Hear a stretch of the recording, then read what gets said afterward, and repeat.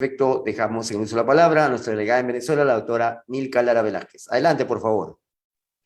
Gracias, doctor Walter. Bueno, y felicito a la licenciada Espinosa por su excelente disertación, realmente brillante desde el punto de vista psicológico, ya que, bueno, esta es una cumbre que se está abordando el tema de la corrupción desde diferentes puntos de vista. Por eso se le ha colocado desde un enfoque interdisciplinario, importante abordarlo desde todos los ángulos para que como sociedad todos sentemos la conciencia y tendamos a corregir esas conductas que han sido descritas en todas y cada una de las ponencias que han tocado desde el punto psicológico. Nuestro tercer ponente, tengo el honor de presentar al doctor Michael Mijaíl Pérez Amaro, abogado penalista y criminalista, postdoctor en Administración de Justicia, UPEL, postdoctor en Seguridad de la Nación, Talasocracia, IASN, postdoctor en Derechos Humanos, Universidad Nacional Experimental Simón Rodríguez, doctor en Derecho Internacional, Convenio IBEA, Universidad Católica Santa Rosa, doctor en Derecho Constitucional, Convenio IBEA, Universidad Católica Santa Rosa, doctor en Ciencias de la Educación, Universidad Latinoamericana y del Caribe, doctor en Derecho Constitucional en la Caribbean International University. El doctor Michael Mijaíl Pérez Amaro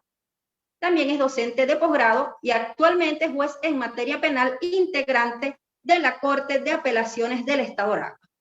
Nos presenta su ponencia intitulada El Estado Social, un parto de la lucha de los pueblos en contra de la corrupción. Bienvenido, doctor Michael Mijaíl Pérez Amaro. Éxitos en su ponencia. Se le cede el uso de la palabra, doctor. Bien, muchísimas gracias, doctora Nilka. Muchísimas gracias por esa presentación tan bonita. Bueno, quiero agradecer a la Facultad Interamericana de Litigación y la Barra Interamericana de Abogados por esta invitación, al doctor Rubén Pacheco, a la doctora Adriana Arroyo, al doctor Juan Manuel Guerrero, el doctor Walter Ceballos, que nos ha dirigido hoy tan amable presentación. Y bueno, por supuesto usted, doctora Nilka, que ha sido pues pieza fundamental para que los pueblos nos encontremos hoy precisamente en esta plataforma a los efectos de entendernos, conocer nuestra historia para saber el futuro enorme que nos espera. Bien, la propuesta del día de hoy se refiere, como ya se decía hace algunos minutos, en cuanto a el hecho social visto definitivamente como ha sido a través de la experiencia tanto en Latinoamérica, pero principalmente en Venezuela. El hecho social visto como un parto de la lucha de los pueblos en contra de la corrupción. Esta es una propuesta que traigo el día de hoy para que, bueno, sea evaluada, por supuesto, por las vivencias de otras latitudes, en virtud a que nosotros hemos visualizado el hecho social y convertido nuestra carta política, nuestra constitución, primeramente desde los principios pétreos de la misma, como un Estado social. El artículo 2 de la Constitución de la República Bolivariana de Venezuela establece que el Estado, que Venezuela se convierte en un Estado social de derecho y de justicia. Cuando nosotros desarrollamos este concepto, para ese momento un poco tímido quizás, o de pronto poco transitado, o con algún background, alguna historia precedente que definitivamente no nos daba a entender lo que era el hecho social, las particularidades de los gobiernos de Latinoamérica se habían desarrollado desde una centroderecha en cuanto a las personas como productos, como objetos y no como sujetos de derecho. Entonces, cuando nosotros desarrollamos nuestra idea desde la Constitución, vista para proyectarlo hacia Latinoamérica como un Estado social, hablamos propiamente del hecho social. Cuando nos referimos a este hecho social, es el casamiento de las atribuciones del Estado, el casamiento de las atribuciones jurisdiccionales, legislativas y todas cuales fueren, y todos y cada una de cuales fueren las participaciones del Estado, con este, como decía, un casamiento, un matrimonio entre las políticas públicas, las políticas judiciales y jurisdiccionales en cuanto a la realidad social, el día a día de quienes habitan en nuestro territorio. Esto visto con una plataforma definitivamente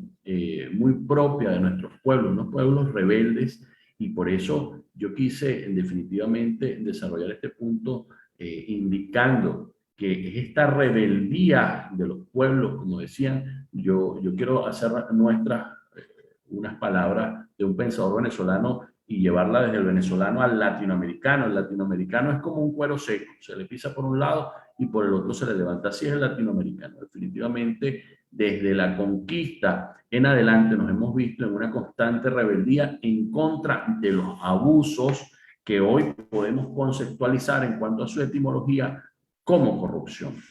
Ya se ha definido en múltiples ocasiones el día de hoy y en las anteriores presentaciones de los muy brillantes ponentes que nos han podido acompañar, lo que se ha entendido como corrupción. Este abuso del poder, esta exacerbación del poder a los efectos de dañar, de dominar, de tener bajo la dominación de alguna autoridad legítima o no para su momento, pero definitivamente al desarrollar el concepto, cuando se convierte o se corroe en este flagelo de corrupción, se hace ilegítima. Así se ha desarrollado en la doctrina en cuanto a la observación de la legitimidad que dan los pueblos a quienes los gobiernan.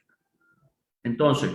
cuando no solamente el venezolano desde nuestra particularidad, sino el latinoamericano, cuando ha luchado, cuando se ha defendido buscando su independencia, definitivamente, si nuestra sangre no se desarrollara ese espíritu libertario, no pudiéramos hablar definitivamente de una sociedad rebelde que lucha en contra de la corrupción y busca definitivamente ser observado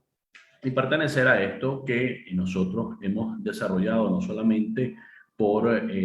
nuestra Constitución, sino jurisprudencialmente de nuestros máximos tribunales, como el hecho social, como el Estado social. Cuando hablamos de este hecho social y lo transformamos en propiamente esta estructura estatal que por supuesto desarrolla todas sus políticas de gobierno, observando al ciudadano, observando sus particularidades, observando el hecho sociológico de cada una de las comunidades, entendemos que sus respuestas van a ser mucho más efectivas. ¿Por qué nosotros pensamos que los pueblos han luchado contra la corrupción? Pues simple, todos los que estamos en este espacio electrónico que hoy nos reúne, el Zoom, pues esta conferencia electrónica, todos cuando iniciamos la universidad, recordemos aquellos tiempos, teníamos ese espíritu libertario sumamente efervescente, lleno de fuego, lleno de esas energías por buscar la liberación, por buscar la unificación, por buscar la igualdad de derechos cuando entrábamos a nuestras universidades. Y bueno, uno que otros quizás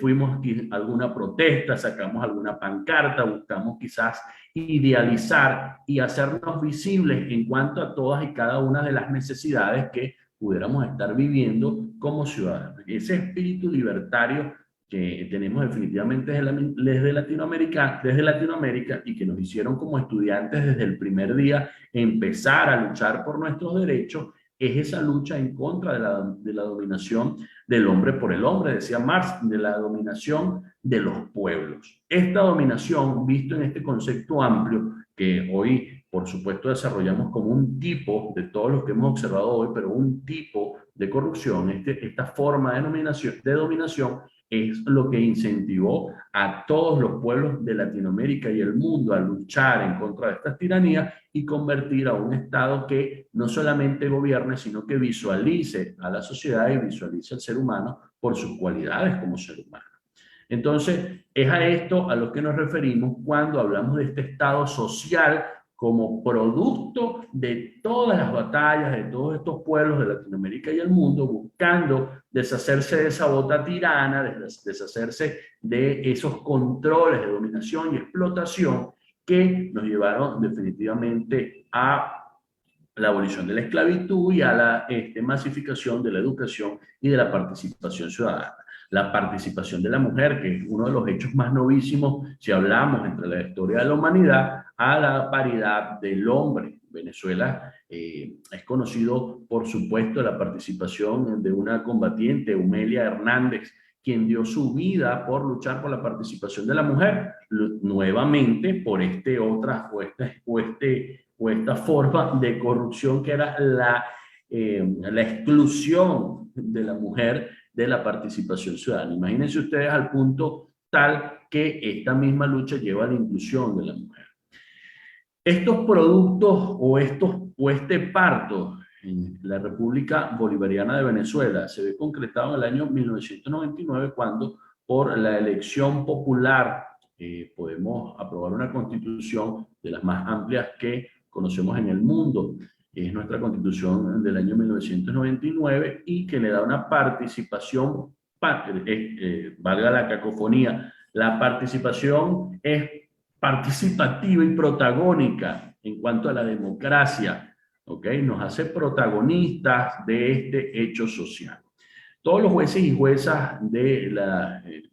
Estado venezolano, en este caso obligados por un mandato constitucional, deben dictar decisión observando no una fórmula como se conoce definitivamente en la forma inquisitiva del desarrollo del derecho, sino que en el sistema acusatorio blindado, además, creo decirlo desde mi perspectiva personal, con este artículo 2 que refiere a el Estado social, todas las decisiones que parten desde los jueces, sea cual fuere la materia que desarrolle, debe ir observando el hecho particular, el hecho sociológico, el hecho de cada una que desarrollan cada una de las comunidades que hacen vida en nuestra sociedad moderna. Entonces, definitivamente, darle visualizar en cómo nosotros los pueblos hemos conseguido, hemos cosechado, hemos recibido este parto de tantas luchas que no diría milenarias, pero sí desde la conquista, ¿no? Desde que nosotros percibimos o tenemos la concepción, yéndonos a los principios etimológicos de la palabra o del hecho corrupción, cuando nos conquistan y nos convierten definitivamente en esclavos de deseos amplios de dominación en lo que era la Europa conquistadora. Entonces, desde ese momento, cuando nuestros aborígenes levantaron la voz en cuanto a estas dominaciones, no solamente buscaban deshacerse de esta dominación, sino buscaban además ser visualizados como sujetos de derecho. Entonces, estas vivencias desde todas y cada una de las latitudes de Latinoamérica son la concreción de todas estas luchas para que a partir de este momento todos hemos tomado en nuestras asambleas o en nuestros congresos legislativos, dependiendo pues de cómo se les llame en la latitud a la que los refiramos, hemos buscado la participación ciudadana.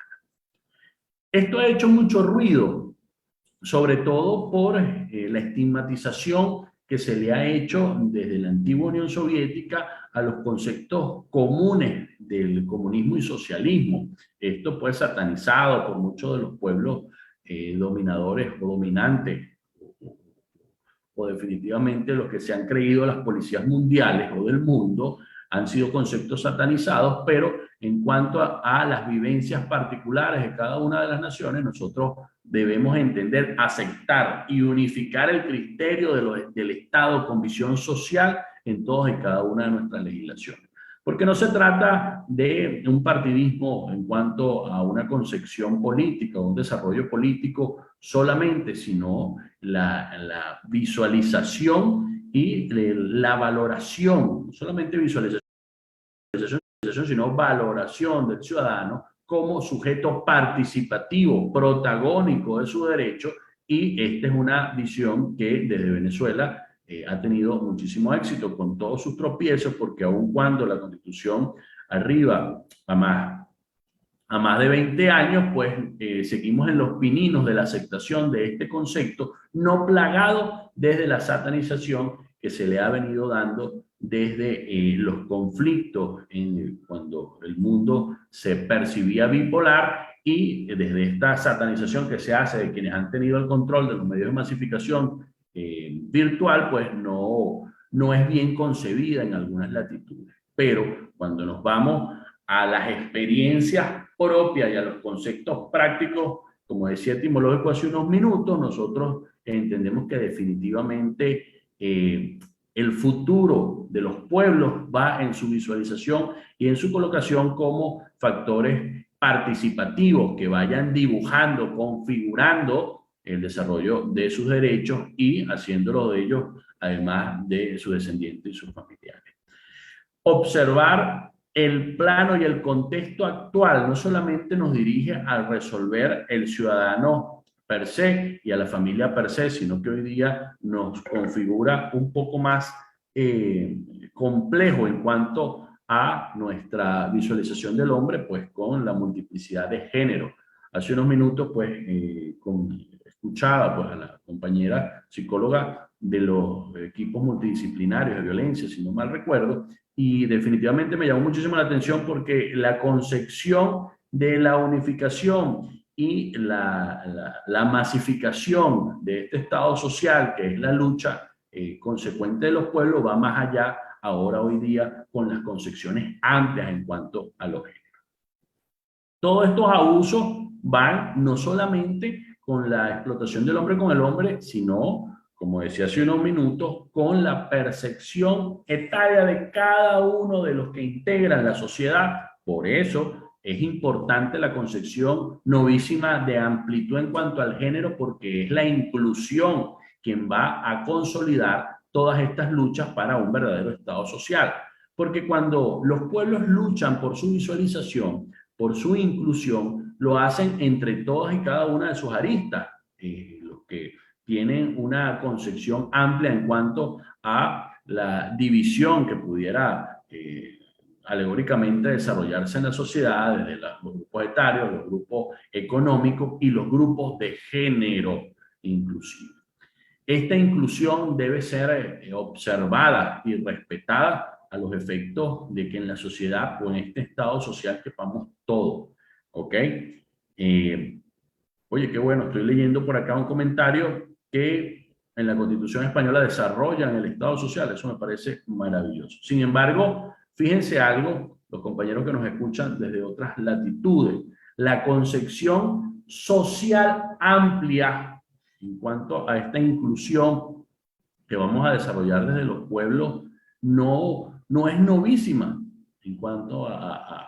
esta percepción o a este deseo de la sociedad de ser observada, porque lo decía cuando nosotros vivimos la colonización y cuando nosotros vivimos definitivamente nuestra unificación en cuanto a los pueblos para luchar por las reivindicaciones sociales, lo hicimos como un derecho natural. Todos los que somos abogados entendemos este derecho natural, por lo menos en su concepto primigenio, como todos nuestros derechos propios, los derechos propios del hombre.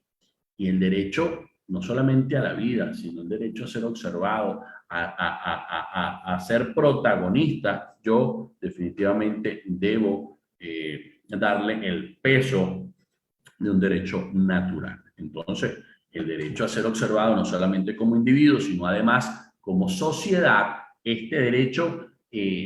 una sociedad fluctuante en cuanto a sus cambios, cambiante, este derecho a ser observado como sociedad definitivamente tiene que pasar a ser un derecho natural.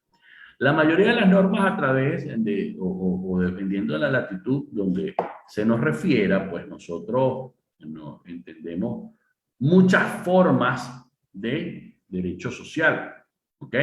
Cuando los institutos de seguridad social que existen en la mayoría de los países que le dan esto, o la ley de seguridad social que existen, dependiendo del nombre en cada uno de los países que observan el cuidado del hombre, tienen la conceptualización de hecho social o visualización de un estado social. Pero esto fue inicialmente una propuesta del gobierno o de este factor poder. Pues no, nuevamente vamos a los inicios de esta participación y es la respuesta, o mejor dicho, el parto de todos estos pueblos que se alzaron contra la dominación, porque sí entendemos, y definitivamente estoy seguro que se ha mencionado y se desarrollará, el tipo de corrupción como dominación o como inclusive delirium. Seguramente las presentaciones que van, mejor dicho, las que me precedieron y las que por supuesto continuarán, desarrollarán esta fase de delirium cuando no hay esta conexión de quienes nos gobiernan con los clamores sociales y entran en los abusos sistemáticos que van en cuanto a la concepción nuevamente de este otro tipo de corrupción que es la dominación definitivamente sin límite y de explotación esclavizante hacia la sociedad. Entonces, la propuesta, ya para ir cerrando, que se hace o mejor dicho, que se intenta visualizar, es concretar todas estas luchas que se hacen desde el Parlamento, desde los parlamentos para legislar y desde los grupos sociales organizados para protestar cada una de las malas acciones que bien tengan los gobiernos de desarrollar, irnos deshaciendo de la corrupción, crear normas coercitivas, ¿ok? Y de conciencia, no solamente el tema coercitivo, sino concientizar a nuestros jóvenes y la sociedad que crece y va a tomar cargos de poder en cuanto a lo importante que ha de ser su interacción con la sociedad y su interacción sana en cuanto a su visualización o a visualizar además cada una de las realidades sociales que pudieran estarse desarrollando en cuanto a cada uno de los grupos que hacen vida en nuestros países o nuestras latitudes de Latinoamérica. Esta concepción que concretice y por supuesto a todos los que van o a todos los que han propuesto este proceso constituyente que se desarrolla en alguna de nuestras latitudes de Latinoamérica, que puedan incluir definitivamente la participación y la obligación del Estado a observar cada una de las realidades antes de legislar, de administrar justicia, de generar políticas públicas, porque aunque el mismo concepto de políticas públicas obliga a la visualización de la sociedad, no es el común en cuanto a cada uno de los gobiernos, porque si no, por supuesto,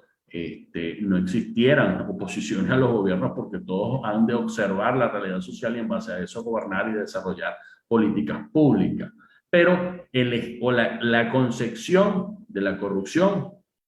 no va solamente en la malversación y mal uso de recursos tanto económicos como humanos, sino mucho más allá en cuanto a la interacción de los gobiernos con la sociedad. Esta propuesta que se lleva desde el seno de la República Bolivariana de Venezuela de incluir el Estado social definitivamente alejará un poco más los procesos de corrupción. Lo decía uno de los ponentes hace unos minutos, el hombre per se busca aprovecharse de ciertas circunstancias y estos hechos pudieran ser tomados como corrupción. Bueno, magnífico, pero teniendo la fiscalización de un Estado protagónico, participativo, que lleve pues a dar este poder de control y de interacción con la sociedad, definitivamente va a reducir estos índices delictuales. Definitivamente quiero decirles, porque un corrupto no deja de ser un delincuente, eso debemos estar muy claro. Entonces, visto la transformación de un Estado representativo distante a un Estado social, un Estado casado, muy compenetrado con el hecho particular de cada una de nuestras comunidades que hacen vida, nos darán desde mi punto de vista, con la mayor humildad del mundo y desde una propuesta vivencial como ciudadano que ha crecido con el desarrollo o un desarrollo amplio, amplio, pero en cuanto a los pininos pues, de esta nueva Constitución de 1999, pues definitivamente le doy fuerza al cimiento de visualizar un Estado social como un Estado alejado o alejándose en el proceso de la corrupción, pues tiene esta fiscalización social, tiene esta visualización del hombre como sujeto de derecho y pues por supuesto nos va a entregar una sociedad, además de participativa, integrada, engranada, una sociedad con una visión y valoración del hombre. Bien, con esto agradezco, si estoy dentro del tiempo, sí, con esto agradezco muchísimo me hayan permitido esta participación el día de hoy. Quedo atento a cualquier comentario, sugerencia.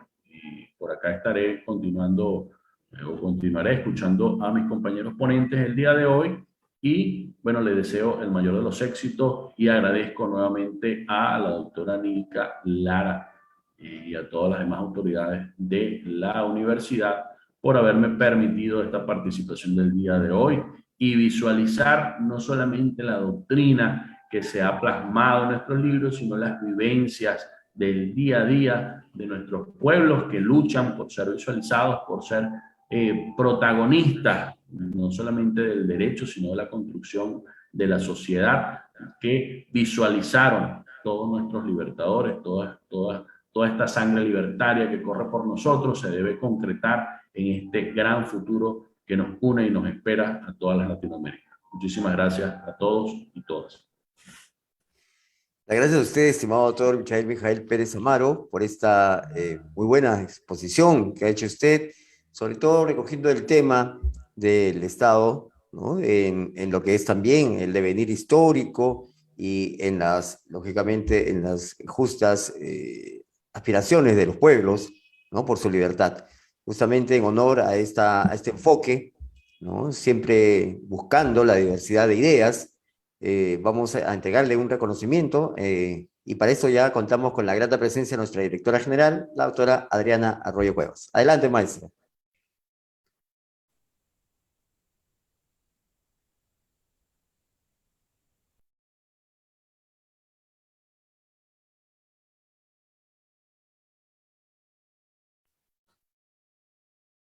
Doctora Adriana.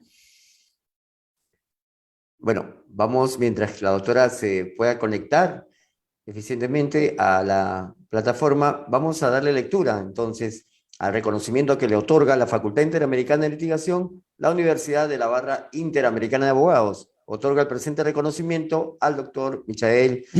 Rafael Pérez Amaro por su excelente participación como ponente en la Cumbre Internacional Sistema Anticorrupción y Delitos contra la Administración Pública, desde una perspectiva interdisciplinaria, con el tema El Estado Social, un parto de la lucha de los pueblos en contra de la corrupción, desarrollado los días 25, 26, 27, 28 y 29 de julio, así como el 1, 2, 3, 4, 5 y 8 de agosto de 2022, firmado en Ciudad de México, 2 de agosto de 2022, por el doctor Rubén Pacheco Inclán, rector de la Facultad Interamericana de Litigación, la maestra Blanca Adriana Arroyo Cuevas, directora general, y el maestro Juan Manuel Guerrero Almaraz en su calidad de director jurídico para América Latina. Muchísimas gracias, doctor, nuevamente mis felicitaciones. Esperamos tenerlo en una próxima oportunidad.